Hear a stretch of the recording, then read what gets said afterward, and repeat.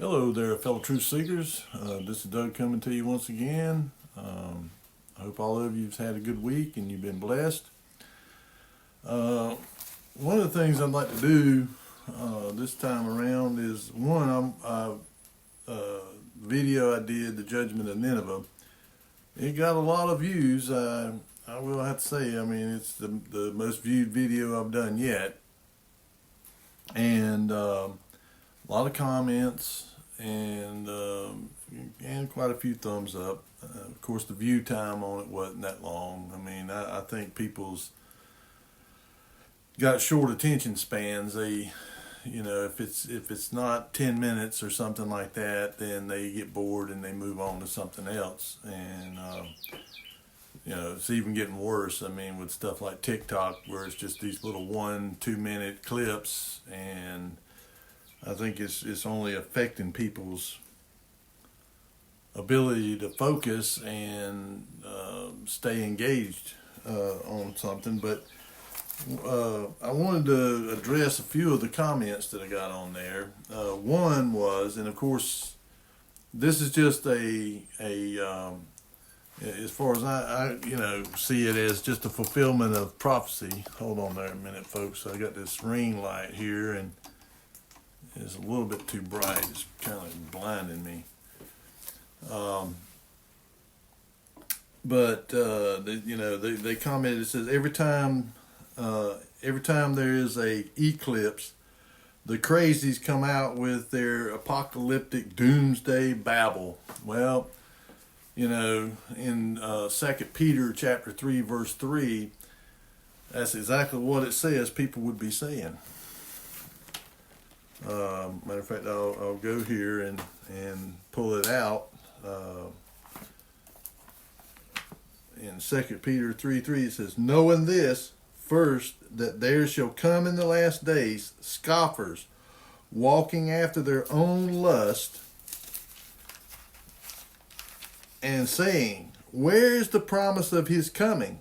For since the fathers fell asleep, all things continue as they were from the beginning of the creation. Well, first off, they haven't, and they're not.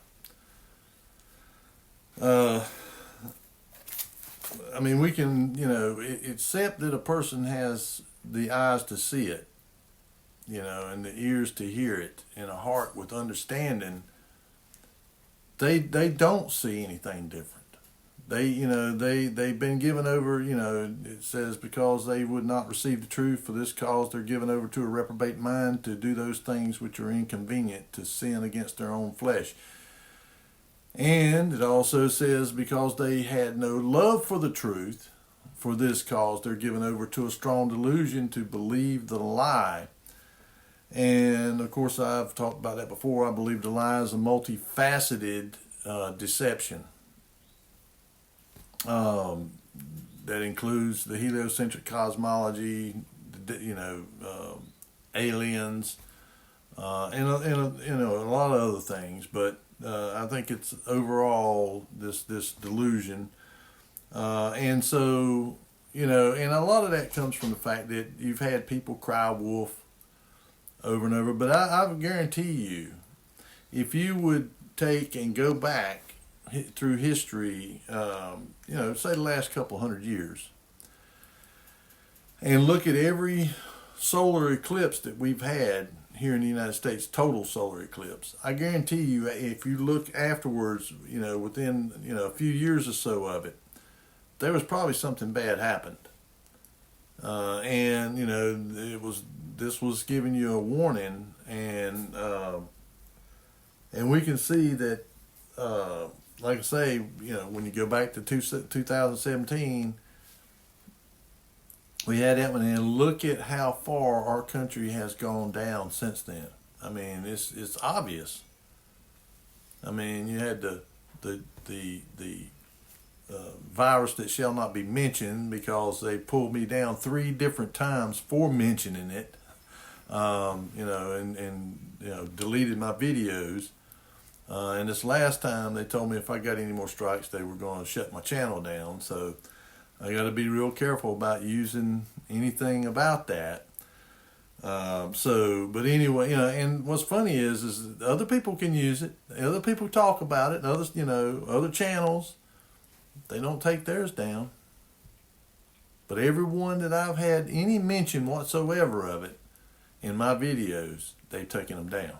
And I mean, I wasn't saying anything that was like medical misinformation. I was just quoting, what somebody else said, or just talking about it in general. I wasn't really talking about that particular thing. It's just that, but just because I mentioned something like that was all it took. And so I've got to walk on eggshells when it comes to that subject. And that's, a telling sign too, is just the all out war against the truth. I mean, against, having an opinion, having a belief. If it doesn't go along with what the scripted narrative of the mainstream media and the government is, then you're not allowed to say it. The Ministry of Truth, the 1984, George Orwell. But that's what the Second Peter is talking about. They're gonna, you're gonna have these people that are gonna say, oh well, you've been talking about the coming of Jesus Christ for, they've been talking about it for thousands of years, and he ain't came, so you're gonna have these people that, they just discount this altogether. They don't believe in any of it, even though it has been historically documented. All of the prophecies in here that have come to pass, dealing with different nations' rises and falls, different events. I mean, these things are well documented now. And so anybody that wants to take the time to go and look, and you can just put in, prophecies fulfilled, and you can bring up, lists of prophecies that have been fulfilled with 100% accuracy. But yet these folks, no matter how much you tell them, they ain't going to believe it.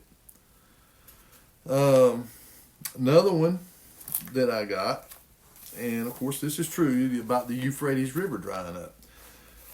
But I just made a list here, and that's true. It is starting to, and I think a lot of it is coming from the fact that there's all these dams built, there in Turkey, that are built that are keeping a lot of that water backed up. But, and they even told, the Turks threatened the people downstream that, I think Iraq, that they would shut off the water. Shut it completely off if Iraq didn't stop doing something they was doing, the Kurds or whatever. But anyway, that's something that's happening. And the scriptures talks about, and I've got a big list here of things that the Bible actually says would be happening, and these things are all happening at the same time. It's not like just one event here and there. No, these things are all happening at the same time. It says the waves would be roaring. And I was just last night looking at a video over there in I think it was in Europe, France or somewhere. I mean, and they had these pictures of the waves over there on the coast of France. I mean, these waves were just crashing, man. I mean, just violently crash. I mean, just scary kind of thing. China, same thing. They've been having just, this devastating weather over there, these typhoons and all that stuff. Volcanoes erupted. Now, granted, it's always been, a volcano here or there erupting, from time to time, every year. I mean, it's, that's not unusual. But here in the last few years, there's been a big ramping up of the amount of volcanoes erupting. And, look there in Iceland. I mean, they are being, they got whole towns and stuff. I mean, they've been doing everything in the world that they can to try to keep it from destroying one of their cities there. and, trying to divert the flow of the lava. And they keep erupting there. It's not just this, it's over and over and over, and these fissures breaking open, and lava coming out of them. So that means there's chambers under the ground that are filling up, and they can't hold anymore. So they start heaving the ground up, and these fissures open up, and it starts pouring out. And of course, Iceland has always been a volcanic island, and it's got a couple on there that have been kind of dormant or whatever, but they're really big. And if they start going off, you're going to see some really, going to see some devastation there. But you got now the one down there in Mexico City, right south of Mexico City, there at Quetzalcoatl or something like that. It's got a big old crazy kind of Aztec sounding name or whatever. But that one going off. Over in Hawaii, they keep having issues with that one over there, Mount Kilauea, I think it is, and all over the world. I mean, not just those few. I mean, there's like 50 or 60 or something like that that are going off out of I think there's about 500 volcanoes that tend to be active, that are not dormant or whatever, that or around the world, especially on the Ring of Fire, which goes around the Pacific. And it's, down in Indonesia, they're having volcanoes erupting down there. And so, we're seeing an uptick in them. Then you have these freak storms. I mean, just, that typically doesn't occur during a certain time of year. They, like hurricanes usually fall within a certain window of, from like June or July to around October, November. But now they're occurring, in other seasons than that particular period of time. And the same thing with tornadoes popping up in the winter and stuff. So you're seeing, and these freaky clouds that are, when I was in school, I think there was like 5 cloud types or something, stratus, cumulonimbus, and a few others, and that was it. Now you got all these shelf clouds, these wave clouds, and of course we know, those who, again, have eyes to see and are up on what's going on with the weather modification and all that stuff. And they even coming out now talking about it, talking about dimming out the sun and all that. They openly calling for it. Well, I don't think, I think that they're, coming out saying it, calling for it, and they've been doing it all along. They're trying to get in front of, because they can't hide it anymore. Because more and more people through the internet are becoming aware of what they're doing. And people my age, I mean, we obviously can see it. This stuff wasn't going on when we were, younger. I mean, we never saw nothing like this. They're trying to make you think that, make us think we're crazy. Yeah, oh yeah, it's always been like that, man. That's the way the weather's always been. No, it hasn't. I mean, and they're even going so far, and I've talked about this in a previous video, but they've gone so far as to go back into video archives of movies, old movies and old cartoons and stuff like that, and put these trails into those videos to make people think, see there? That's always happened. But you see, the problem with that is you cannot go back and change, because there's, hundreds of thousands of movies been made. They can't go do them all. And then the literature, that described the cloud types that there were. Scientific books, school books. You can't go back and change all that. And you got these people that think, oh, see, man, that proves the Mandela effect. They're going, CERN, they're going back and they're, altering history. No, that's just these people going to these movie studios. And it was a doctor over in Germany that disclosed it. He had a patient that was working with Disney to go back into all these movies, and that's what they were doing. They were going in there and re-editing these old movies and putting these chemtrail clouds in their movies. Because I mean, and that just shows you just how insane these people are. I mean, that right there ought to tell people how insane they are. And continuous cloudy. I mean, I was looking at the weather forecast for the next week. I mean, we had a couple this past week. We had a couple nice days, a couple sunny days. It was a little cool and breezy, but it was sunny. I mean, full sun, and that's the other thing too. The sun is not the same as it used to be. It's white. I mean, it's a white spectrum of light, as where it used to be more yellow. And, why else would all the pictures of the sun always be, drawn or colored yellow? I mean, because that's the way that people saw it, as it had a yellow tint to it, which was probably a whole lot more conducive to plant life and the human life and all. Because I know whenever it was still had the yellow tint to it, I could take and close my eyes and put my face up to the sun, and it was like my batteries were recharging, man. I mean, I could just feel the energy flowing up, into my, my head and my face and all. I mean, it felt good. I mean, it felt like I was alive. And now when I do it, I don't get that feeling from it. I mean, I don't get the same feeling when I, turn my face up to the sun, because I don't know if it's the hypothalamus gland or pituitary, one of the glands that are behind our eyes. Some of the frequency of energy coming off the sun goes through our eyes and stimulates those glands to produce, like endorphins and stuff. And so it picks your mood up, it makes you feel better, it gives you energy, and the output of the sun has changed.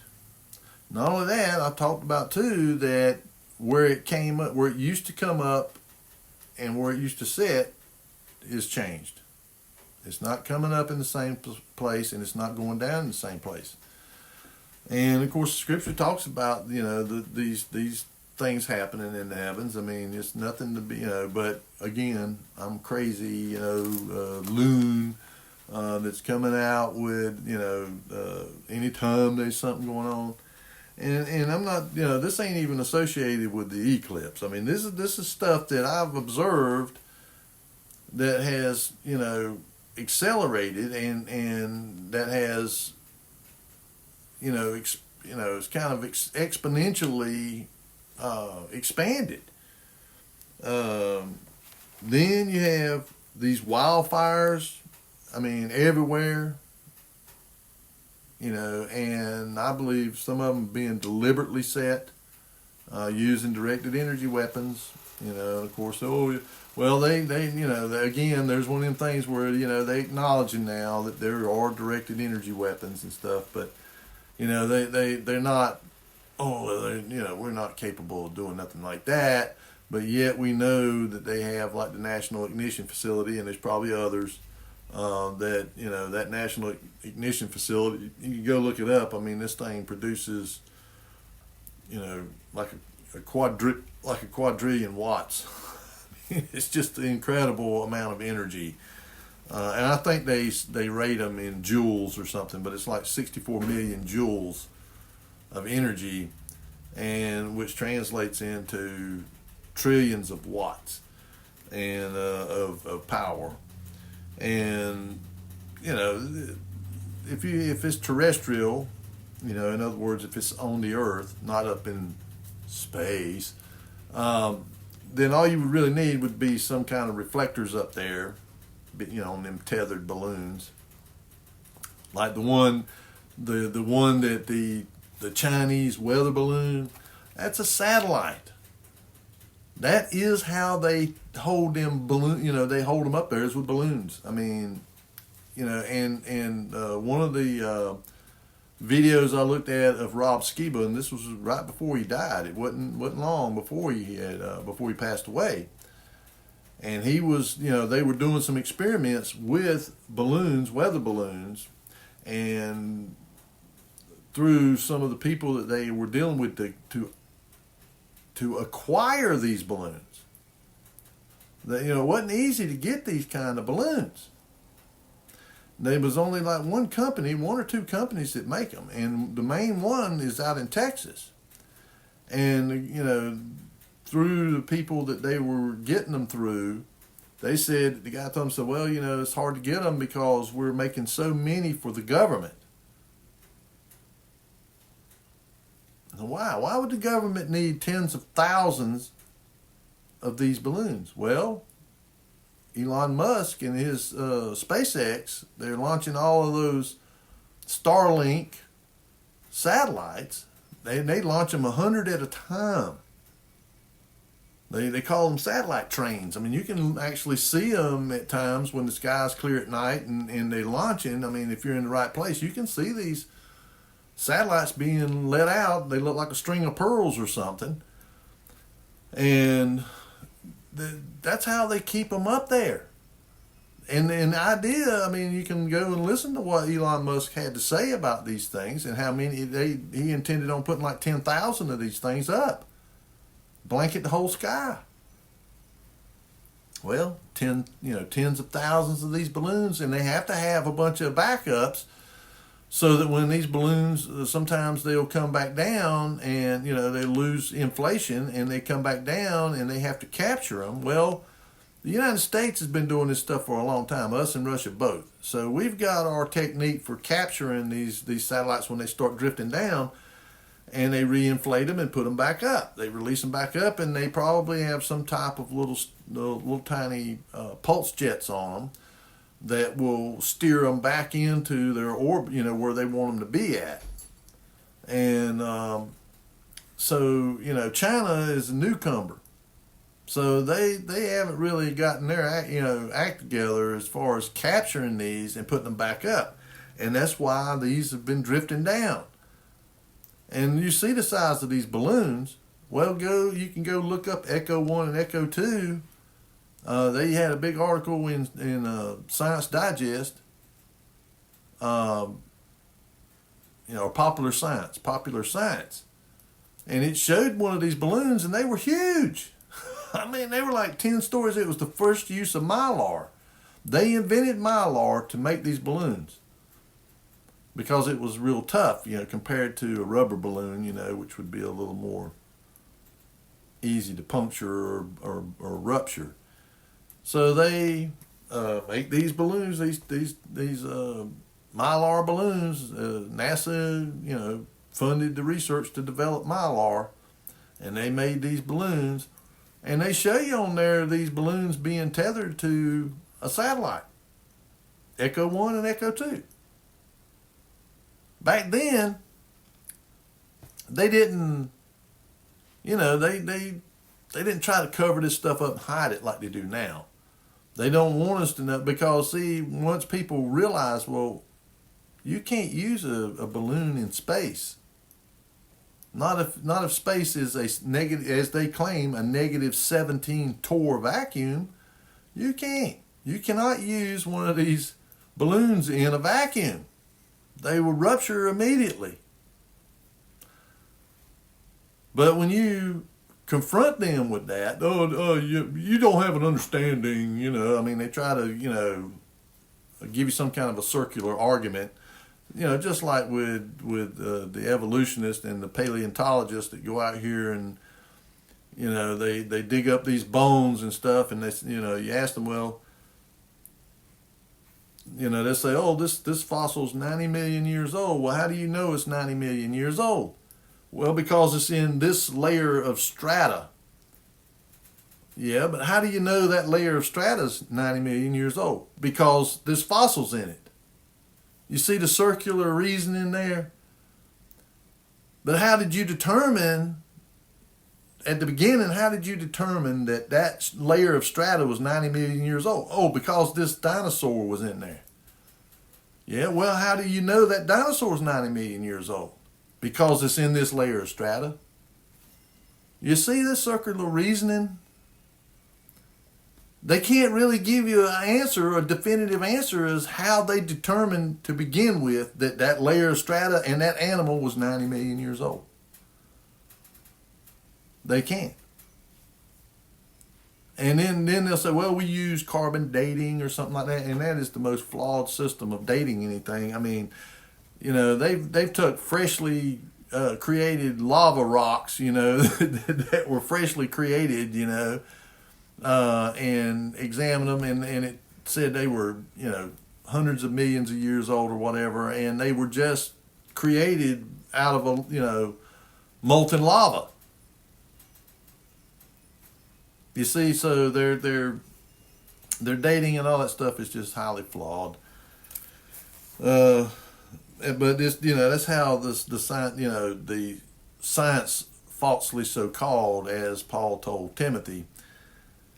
That's how it operates, on a circular reasoning kind of thing, and most average people will just, oh, okay. They won't question it. And that is what they ultimately want to try to suppress, is us thinking. Only if you have a PhD from Harvard or from MIT or Stanford or somewhere are you allowed to think. You're not allowed to think if you don't have a PhD from one of these institutions. We'll do the thinking for you. And of course, a lot of the greatest, the inventions and creations in the world's history, were by people that had no kind of degree at all. Just because you don't have a degree doesn't mean you don't have the ability to think and reason. And so, but they want you to believe that, and they've got a lot of, unfortunately, they got a whole lot of people convinced that that's true. That unless you are highly educated, and I believe really it's inversely proportional to common sense and the ability to reason. The more education you have, the less ability you have to reason and have common sense. Because I think you get indoctrinated into a way of thinking that doesn't allow you to branch out of it and go out and think outside of that. You got to follow this line of reasoning and no other. And of course, I don't know how they expect to have innovation and creation, creativity and all that stuff if you are not allowed to think outside of that. And I think it's because they are a certain group of these higher ups, the learned class, that do know the truth about the physics and all that kind of stuff. That we've been given one kind of physics for us, and then one that they use that is the true physics that they don't want us to have access to. So they keep misdirecting us on a whole lot of subjects, not just on physics, but on the physical world, on chemicals, drugs, you name it, on everything, because they just look at us as a cash cow to milk, milk for money, and then you have the bizarre behavior of these fish down here in Florida, and they can't really explain why. They just going around and around in a circle, and then they die, and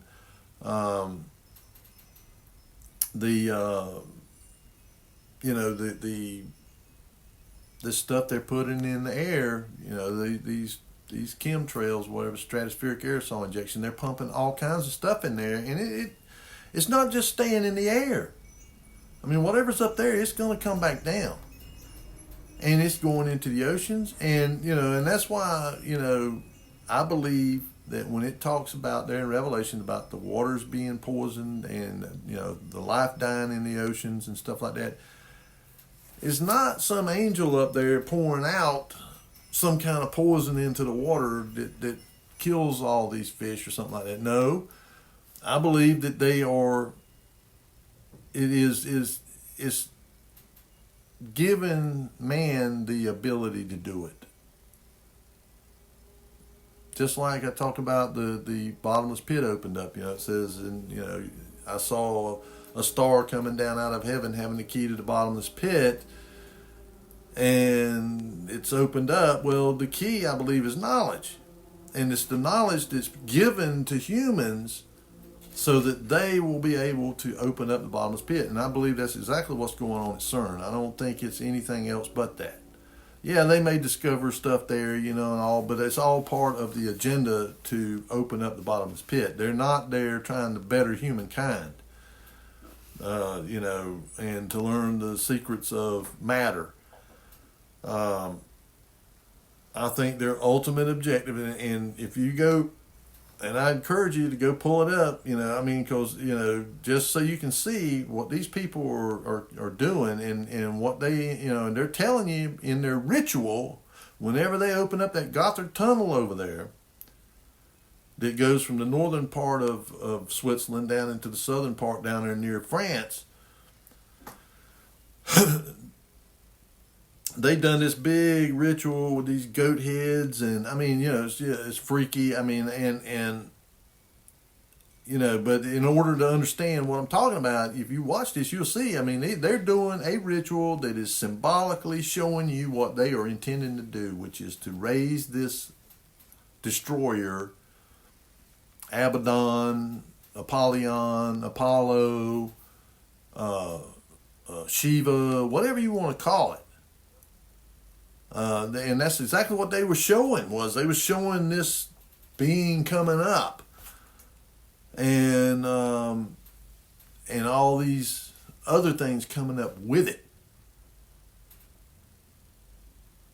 and that's what they're intending on doing. And you can go back and look at the historical record, and I'm not talking about just not the Bible. I'm talking about the secular historical record about that area over there. There was a temple to Apollo over there in a town called Apollonicon.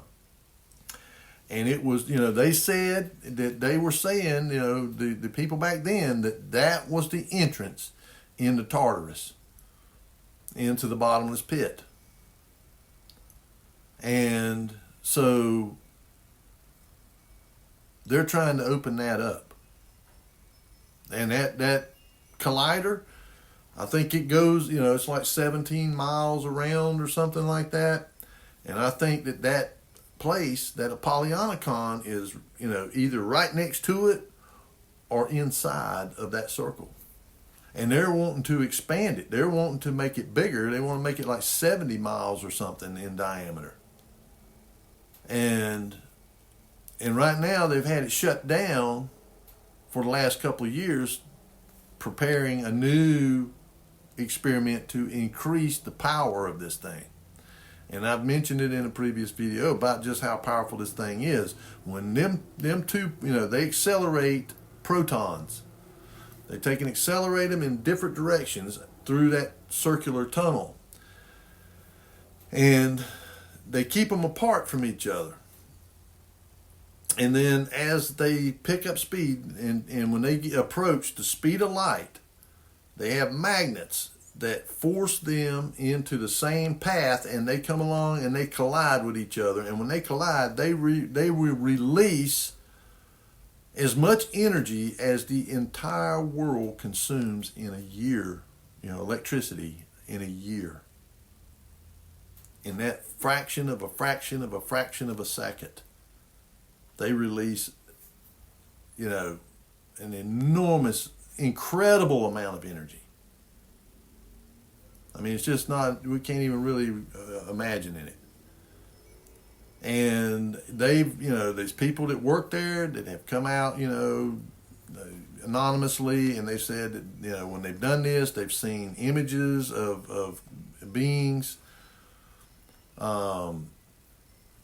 appear inside, where they observe this collision at. They have a big chamber that they where they collide at, and they got different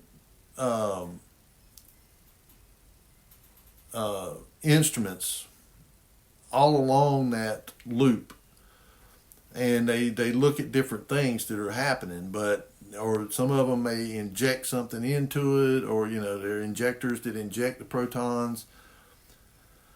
But some of them are actually instruments that are monitoring the speed, the direction, and then you have the collision chamber, which is a great big sensor array. It has all these sensors in it that are, observing it, and because this is all happening, it's close to the speed of light.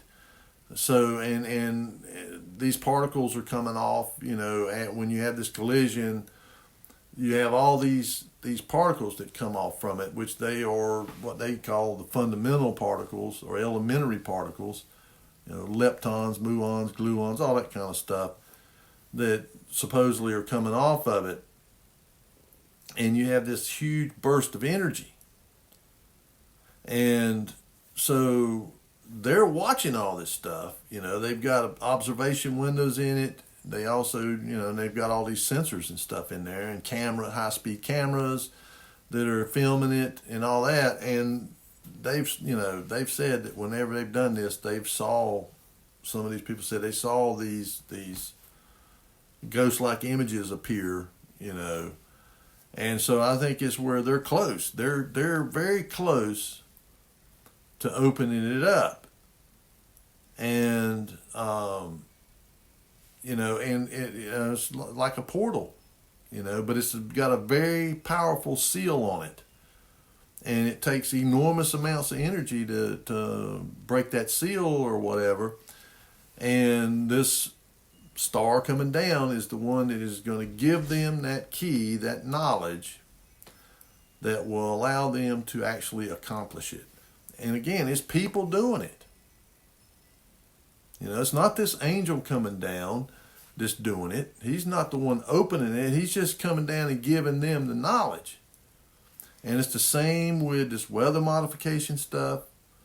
They're giving them the knowledge to do this. They put the ideas in their head, and then they do it. And a lot of the time, they don't even really understand the significance of what they're doing as far as the ramifications of it, that not only is it affecting the weather, but it's killing stuff. I mean, the trees, they're all over, that people are noticing the tops of trees are dying.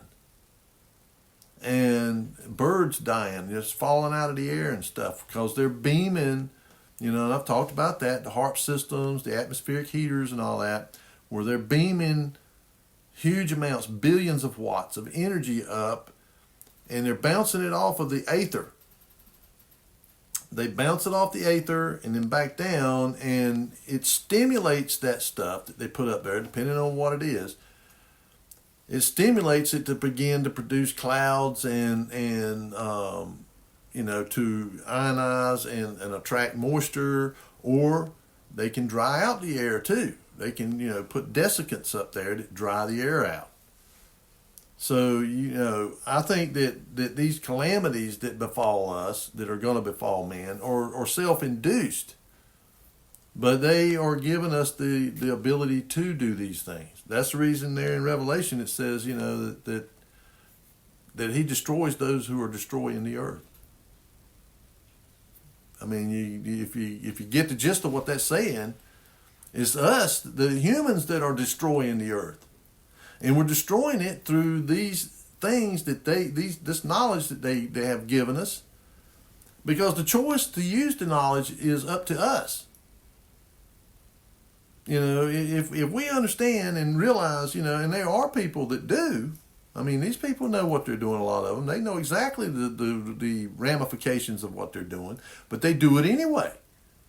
Because they want to see, they want to see what it does. And it's killing these trees, it's killing plants, it's probably going to end up killing off all the grass. It's killing the animals. It's killing, people. I mean, all of these sicknesses that, are sprouting up everywhere, it's probably, enhancing that stuff. It's probably these, diseases and stuff. It's probably enhancing the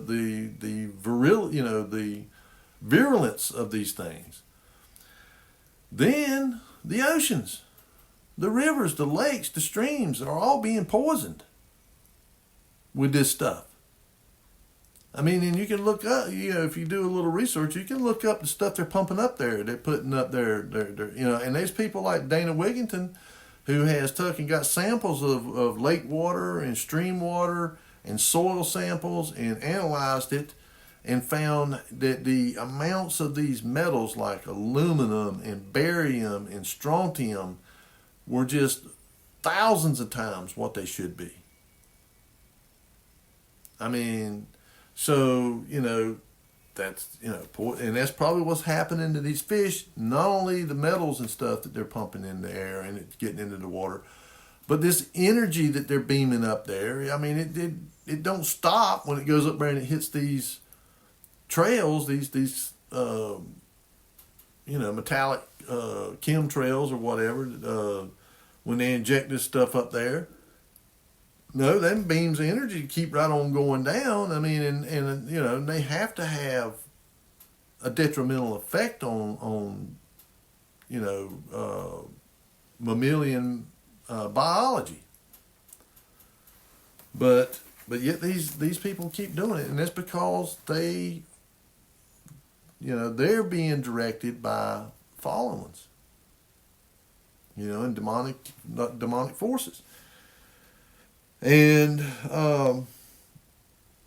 earthquakes, you got earthquakes on the increase and greater severity. I mean, like the one there, it's been a while back now, but that one that hit there in Japan, I mean, it done so much damage, and that tsunami killed 230,000 people.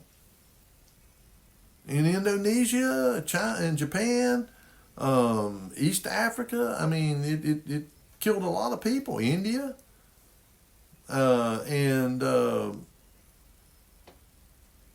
nobody had any clue that it was coming.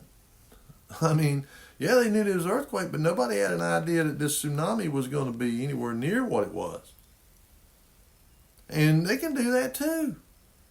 They have the ability to trigger earthquakes. And, I've talked about that, the resonant frequency generators. If you can match the resonant frequency of a structure or, the earth, then you can trigger, especially in areas where it's already under strain, where these faults are under strain. Because the way these faults operate is that you have two plates or whatever that are sliding past each other. Well, they're building up pressure, and all of a sudden they do that number right there, and when they do, you have an earthquake.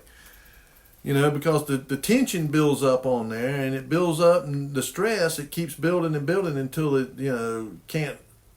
The friction can't hold it there anymore. So it slips, and you have an earthquake. Well, if you can determine through using LIDAR, one of these technologies, LIDAR, ground penetrating radar, some kind of a strain gauge or something that you can drill down in the ground, drill down far enough, and place a strain gauge down in there and see. How much strain is, stress is on this thing here, and then just all of a sudden you send a resonant frequency down through there, to match the resonant frequency. So you could break that, cause that stress to break and slip and create an earthquake. I mean, Tesla proved this a long time ago. It's not something that's new. This is technology that was, again, they don't want us to know about that kind of knowledge and technology that Tesla had. I mean, he was way ahead of everybody else. That's why they tried to destroy the man, because they did not want that knowledge getting out. And everybody called him quack quack and a crackpot and all that, but I can guarantee you the government didn't have no problem swooping in there and grabbing up his stuff whenever he died. I mean, they wanted that information. The same thing too, the blood moons and eclipses.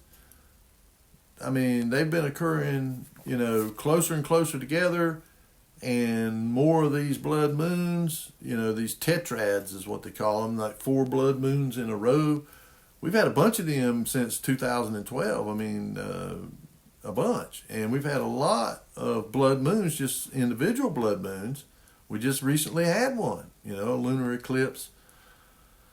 And then now we're having this one here. I mean, and you can, in every ancient culture, I mean, and even today's, some of these modern cultures, they don't look at it as just being a common, it's just a natural phenomenon, celestial phenomenon, no big deal. No, there's a lot of these cultures that still look at it with, dread, and that it's an omen. So they're, they're on the increase. More violence and warfare. More, it's escalating, the violence and the warfare. And of course, I think a lot of that's happening is, like I've talked about, the chaos, out of chaos order to bring about, and they're going to, this religious system that's going to arise, this false Christianity, is going to arise out of the destruction of this globalist system that we see now, that's trying to, the secular globalist. That system is going to, but they're setting the groundwork though. The secular system is putting in place the mechanisms to implement this religious theocratic system. And but that secular system, is going to be supplanted. But you have to, they've created all this chaos and all, as a way to get control. For people to be willing to give up their freedoms for security. And that's why they're doing all this stuff. And these wars and everything.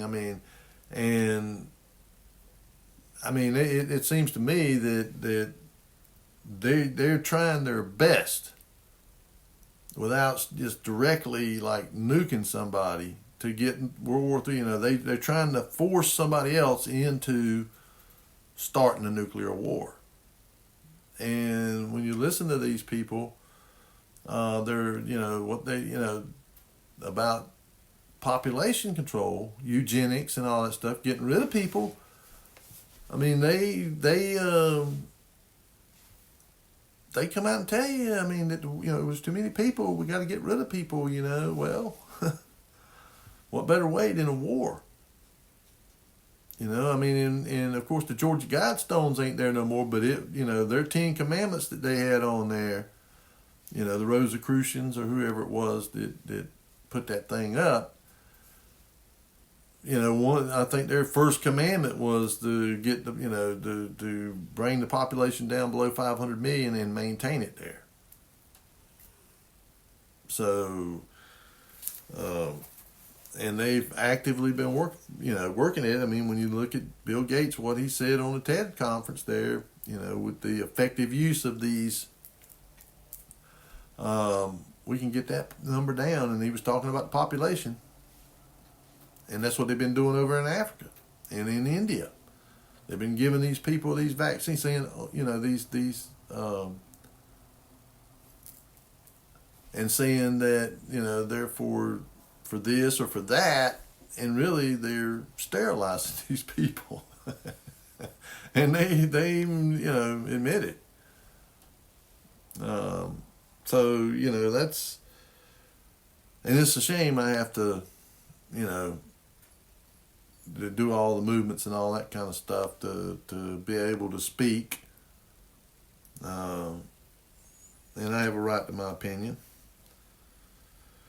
Political upheaval. I mean, in Europe, they're going through a real political upheaval over there, and it's morphing into going from being a very liberal, woke system there to more and more. They call it white, the extreme right. The liberals do. But more and more people are going over, to they're electing people who are more right of center politically. And you have all of the farmers over there, rising up in protest and in Brussels and everywhere, Germany, Poland, France, Italy. I mean, they're all rising up, and which I think is preparing the way for this European beast system. This military political system. Families divided against each other.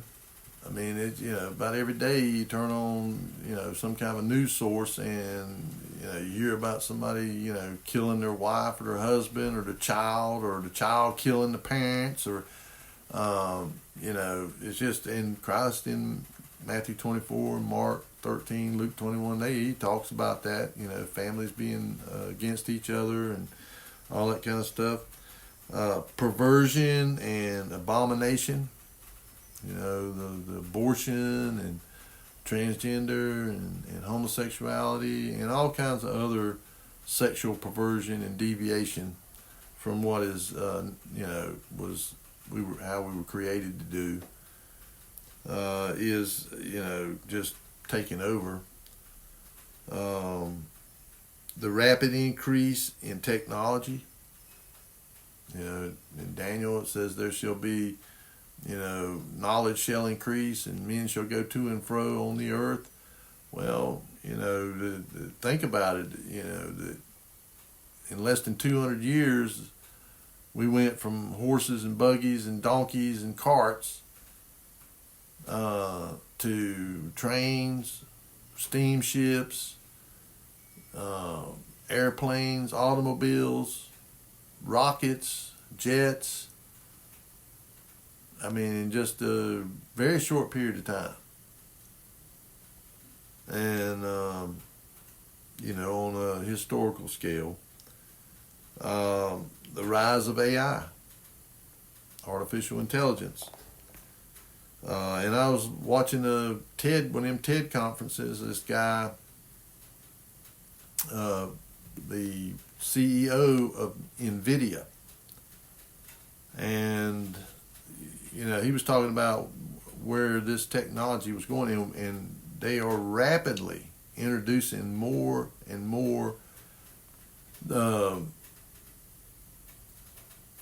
of these processors, these video processors and stuff that are able to process like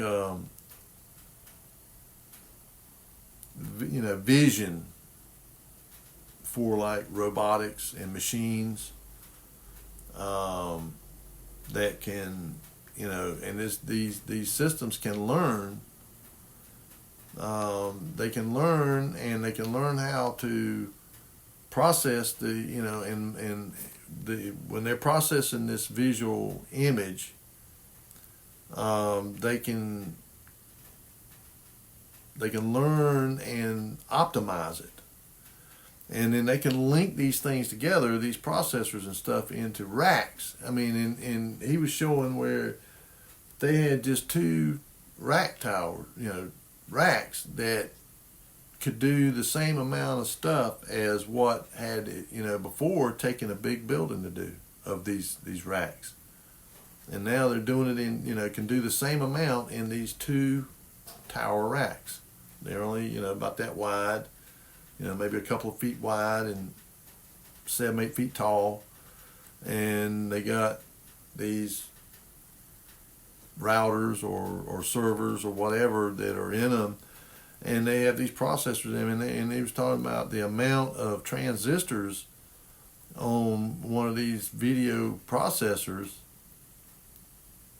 it was like 208 billion transistors on this little thing about like that, this die.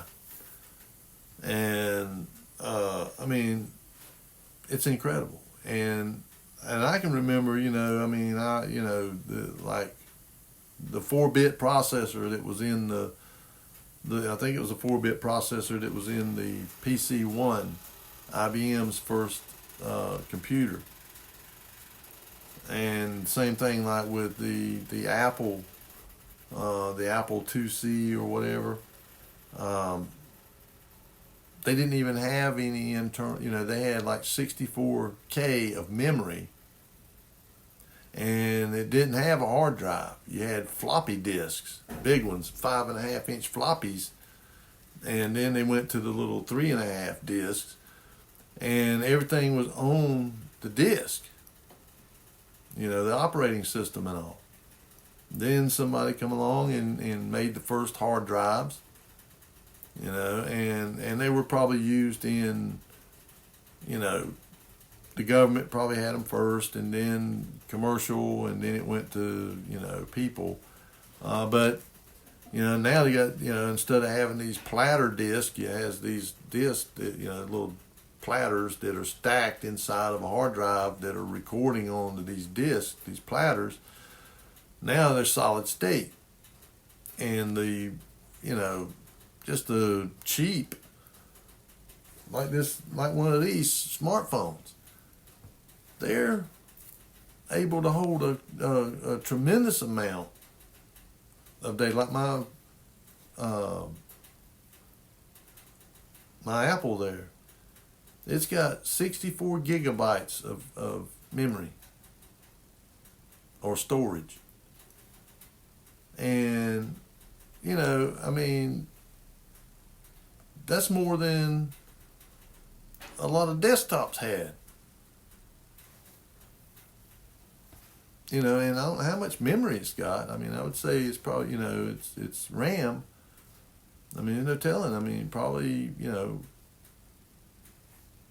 half, 500 meg or something like that, just in this little tiny smartphone. And mine's an older version. It's not the latest. The latest one, I think now, it's 128 gigabytes of storage. And it won't be long, it'll be terabytes.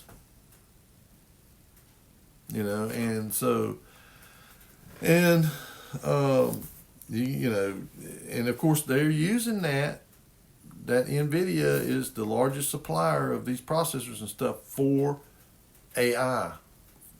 And of course, with that kind of power, computing power and all,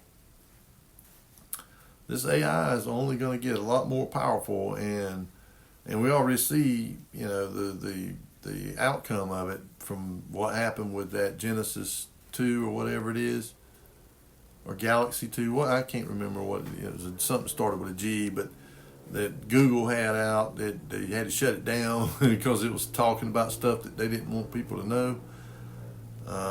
Saying stuff that they didn't wanting people to hear. Not yet, anyway. And so collapse of food production globally. And now here in the United States, they got this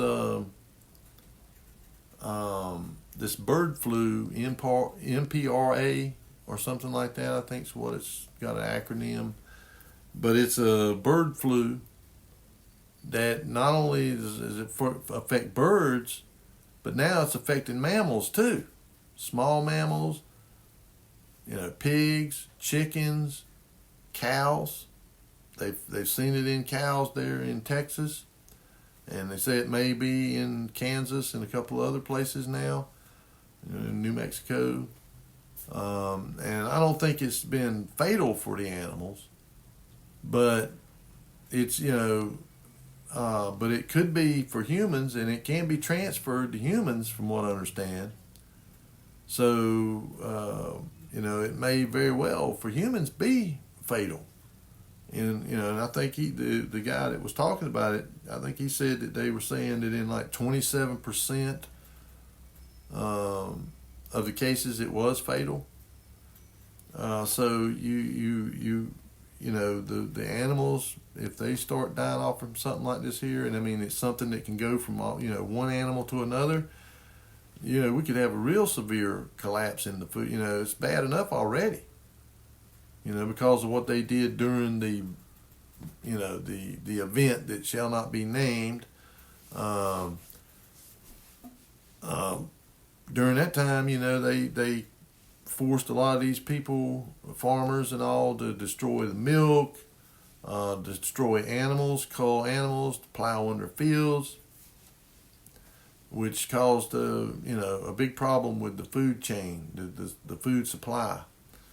And so if and it's not just here in the United States. We're hearing about the collapse of farming in a lot of places where and the Bible tells us that the land would quit giving up its bounty, and we're seeing that it's beginning to quit, and I think it has to do with the stuff they're putting up there in the air. I mean, again, it has to come back down, and the effect that this stuff has, especially aluminum. Aluminum is, it ain't good for any living thing. I mean, it just isn't. And we've got thousands of times what they call the safe allowable limit of that stuff to be in our systems. We got, probably got thousands of times that. And in these testing labs here, you can go get tested, and let's say your aluminum level's fine, because they've been ordered to tell you that there's you got no heavy metals, you're good to go, because they want to, because it ultimately will kill you. I mean, having these concentrations of aluminum and barium and strontium and who knows what else that they're pumping in the air up there. But it's affecting the food production, and I think that the food production is going to completely collapse, and that's where in Revelation it said the black horse, that's going around with a set of scales saying a measure of wheat for a penny and 3 measures of barley for a penny or for a denarius. People don't understand that in the Roman times, you'd have to work all day long to earn a denarius, and that was enough to buy enough wheat to make a couple of loaves of bread or something, which would be enough to feed yourself. And the same with barley. You get a little bit more with the barley, but it's an inferior grain to wheat. And so, and then again, tied to that, plagues and disease are on the increase. And and of course too, something like this bird flu, the World Health Organization and the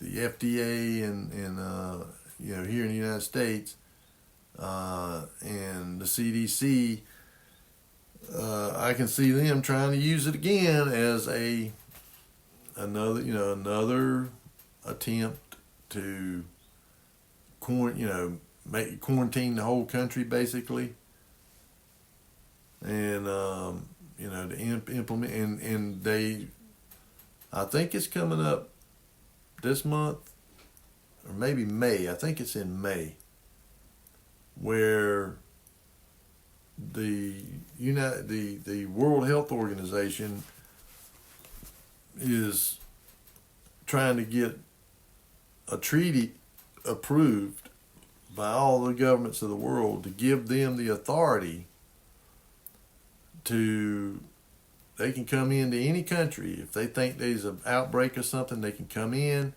and they can implement these draconian prevention measures, lockdowns, masking, and that, and which is basically circumventing sovereignty. That's basically giving away your sovereignty, your medical sovereignty. And Joe Biden and them, they plan on, saying, okay, it's okay. Which tells you who he is. I mean, he's a globalist. They want this, but it's not going to be the global government that they want. It's going to be a religious system. And, but they want it. That's what they want. And so, I just thought I would take this week's video and to just address some of these things, these comments. And another one was the comment I made about the size of Nineveh. And, there in Jonah chapter 3, and I believe it's verse 3, and this is what it says it says, so Jonah arose and went unto Nineveh according to the word of the Lord. Nineveh was a exceeding great city of 3 days' journey. 3 days' journey is how long this city was. Okay, I mean, it would, and I thought about it back whenever I was a young teenager, 13, 14, 15 years old. Back in the days when you could go somewhere and your parents didn't have to worry about you, being kidnapped or or molested by some, deviant. 4 or 5 of us boys would we'd get up, and about 8 or 9 o'clock we'd leave walking. We were going to a place called Ledbetter Lake. It was a big man-made reservoir. But it was the kind of the place everybody wanted to go swimming. All right, well, from where I lived at, I don't know exactly how many miles it was, but it was somewhere between 13 to 15 miles to this lake. And us boys, we start out, like I say, like 8 or 9 o'clock in the morning, and we would get over there by 12, 12:30, 1 o'clock, depending on what time we left. So about 4 hours, we'd walk that 13 to 15 miles. All right. Now, granted, we were wanting to get there, so we kind of was pacing it, we was putting a fast pace to it. But we'd get there and then, swim till 4 o'clock or so, because this is in the middle of summer, and so the sun don't set till like 9 o'clock at night. And so we were able to, swim. We'd swim right up until we knew we needed to leave to get home by dark. And we would, now sometimes we'd be fortunate, some farmer that lived out that way would, in a pickup truck would stop, and we'd hop in the back of the truck and ride, as far as he was going. But a lot of times it wasn't, we had to do the whole walk and the same thing going back. We'd try to stay as long as we could, because we figured somebody might come, swimming, and when they got ready to leave, we might get a ride with them. And, at least some of the way back towards the house. But there had been times when, we ended up having to walk back. And so, and that period between when we got there and when we left, we wasn't walking, we were swimming, frolicking in the water and all. So, if we'd have been walking that time, plus the time, so you figure the just say on the conservative side, 13 miles there. All right, so we walked 13 miles there and 13 miles back. That's 26 miles. And you figure back in those days there in ancient Nineveh, those people walked everywhere. They didn't have mass transit. And the people that did have some kind of either a horse or a donkey or a camel, or if you were affluent enough, you might have a chariot, to carry you where you're going. But the average person ain't.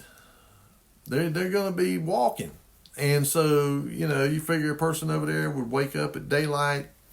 They probably wash, take a basin bath and fix them something to eat, some breakfast, and then they would pack a lunch or something in a bag and shoulder bag, and they would take off walking. And they probably pace themselves, unless they had to be somewhere, by a certain time or something. They just, kind of pace themselves. Well, I'd say, the average person could walk, if they left, 7, 8 o'clock in the morning, they could probably walk 25 or 30 miles in a day if they was really, determined to do it. So just to be, again, conservative, just say 20 miles for the average person a day. Well, that still puts it at 60 miles long. And then however wide it is.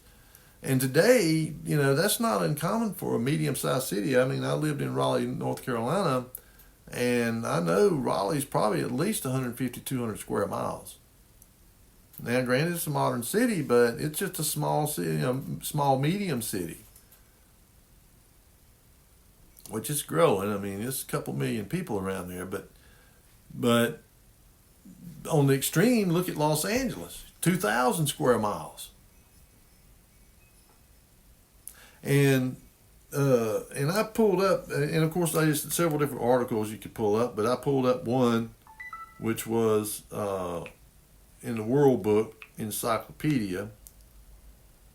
Oh, I'm trying to put my password in here, and I was putting world in there because that's what I had on my mind. All right, and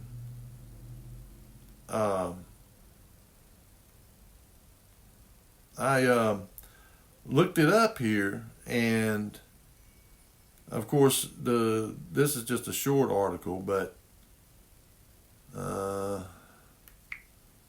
doggone, here we go. It got moved. And one of the things that was there, they always attribute Babylon to the Hanging Gardens, one of the 7 wonders of the ancient world, but it wasn't. It was, the Hanging Gardens were in Nineveh, and they were elaborate. And the let me see if I can, it goes, a cat or something stepped on it here and got it, got me to lose my place. Yeah, here we go. It says that it was one of, it was the largest city. The city grew, here we go, the Neo-Assyrian Empire, which was from like 900 BC down to about 612 BC, which is the time during the time of Jonah and the captivity of the northern kingdom. It says the under Sennacherib, he was the son of Sargon II. And Sargon had built a capital called Dur-Sharrukin. And of course, him and Sennacherib did not get along. They didn't like each other. And so when his father died, when Sargon died, he moved the capital from Dur-Sharrukin to Nineveh. Nineveh was sort of like a trading post kind of place. I mean, it was a trade, the Silk Road trade route came through there, and then the north-south trade route up between the Caucasus and the Caucasus Mountains and the mountains of Ararat. Up through there was a trade route down through the north and south. And so Nineveh was at this crossroads. It was a strategic place. And so Sennacherib, he did not want to take over the capital city that his father built, Dur-Sharrukin. So he moved it to Nineveh, and he took everything that he could take from there. He took all, they disassembled buildings and all that kind of stuff and moved them there. And it was, it grew to be the largest city in the ancient world. with over 1.5 million people in it. Now, we have to consider that that city was a walled city, and it had two walls. It had the main inner wall, and then it had an outer wall. And the likelihood is that space between the outer wall and the inner wall would have had garrisons in it, military, armies. They would have been in there, and they would have had access to get up to the walls, and there were probably towers on those walls to where they could put lookouts up there and stuff. And then they probably had parapets up there where they could conceal themselves behind them and shoot lob arrows down. And the inner wall was so thick, it was like 60, 80 feet thick, that they could take 4 chariots and race them on these walls. And the city it had a river going through it. It wasn't the Tigris River. It was the Kawari. I think it's the Kawari River flowed through the walls. And they had aqueduct system. They had a system of aqueducts going all throughout the city to water those hanging gardens. But they also had farms inside of these walls, inside the city. Because you got to feed 1.5 million people. And I mean, it takes a lot of land to feed 1.5 million people. I think they said that a garden to feed one person, if you grew a garden at home, would have to be 9,000 square feet to feed yourself for a year. You'd have to get enough produce out of that spot, out of 9,000 square feet, which is a pretty good sized garden, just to feed yourself for a year. And that's preserving and all. They had public parks. They had these gardens. They had, municipal gardens. They had, the fields that they grew grain. And again, this is the Fertile Crescent, so this is a prime growing area. And then they had, they probably brought fruit trees and stuff from all over the region, and other trees and stuff, that would grow there, and they planted them, and had orchards and vineyards and animal places where they kept their animals, cows and chickens and, sheep and goats and camels and donkeys and horses, and, you had all this stuff. And it's not just for, just a little enclave here. You're talking about a place with 1.5 million people, and you probably had this army of soldiers, probably in hundreds of thousands. And you had their headquarters, you probably had your administrative buildings. You had the palace of the king. You had his library, which was one of the big ones in that era. It wasn't as big as the library at Alexandria, but it was big. And and you had municipal buildings, for their equivalent of law enforcement and administrative positions. The people that took censuses, that collected taxes, that you had the places for them. And then you had municipal parks. You had these, botanical gardens.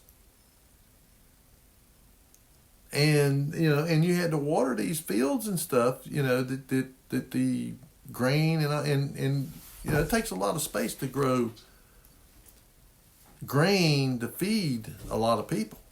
I mean, you're not just going to grow enough grain on 50 acres, to feed 1 million people. I mean, you're going to take thousands of acres to produce enough grain to and you got to be doing this all the time. You got to have a spring harvest and a winter harvest, or a fall harvest. And so, and others, vegetables and fruits, figs and raisins and dates and, pomegranates and olives, and they were growing all this stuff inside of this city. Well, I don't think you're going to grow it inside of some little, 2 or 3 mile square city. It ain't happening.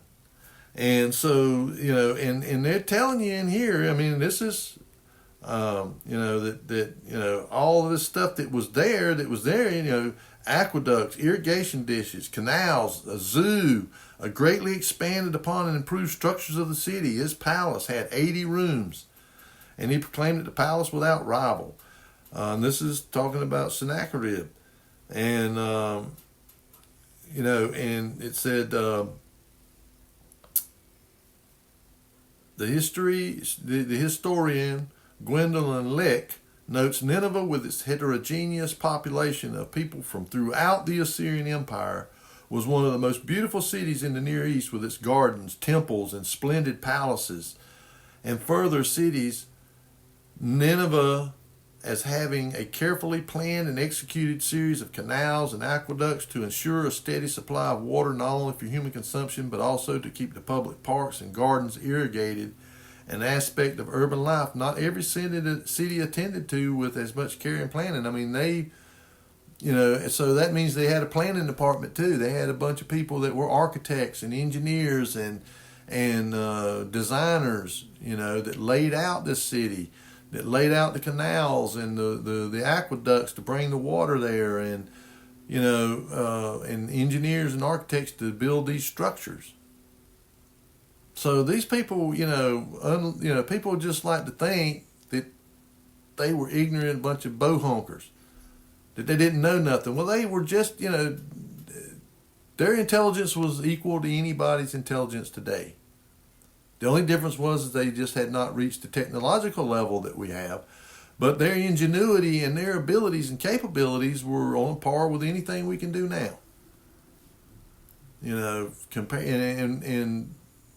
Which in a way, their ingenuity was even more remarkable than today, because we do have machines and, technology. They were doing it with what they had available in their day, and they were, they built this huge city. And this is the thing too. There was a guy, I think his name was Layard, was the one who found Nineveh. Let's see if it tells me here. I think it does up here at the beginning. That it was this guy, Layard, that discovered it in 1846. And it was probably where, the wind or rain, water or something uncovered a part of it, because people traveled over it and didn't even realize it was there.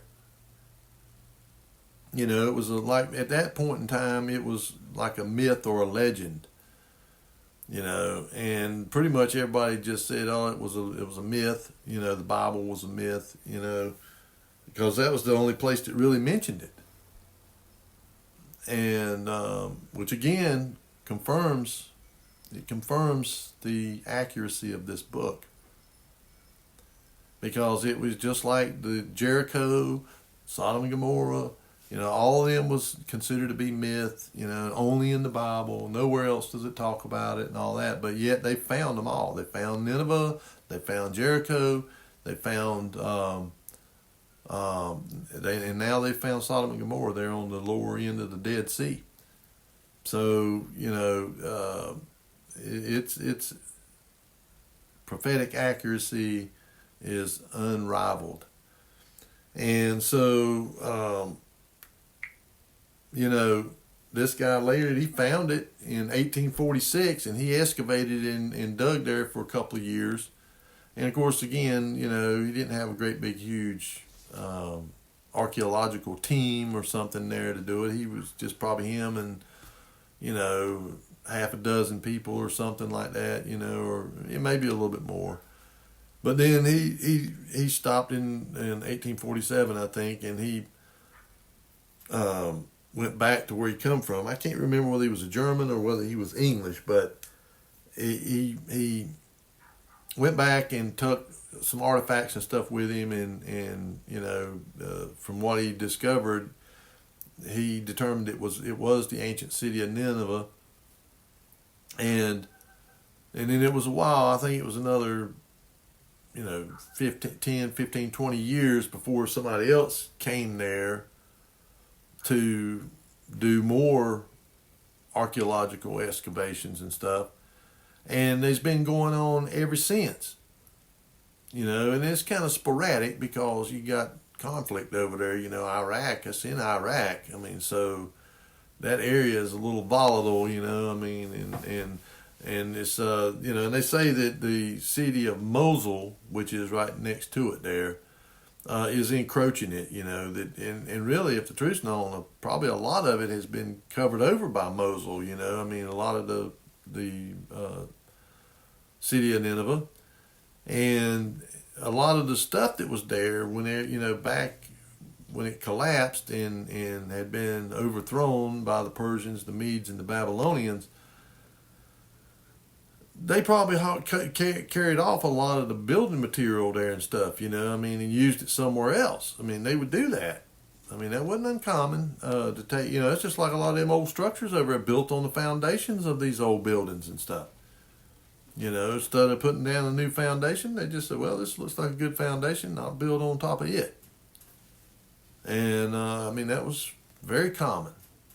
And so, you had this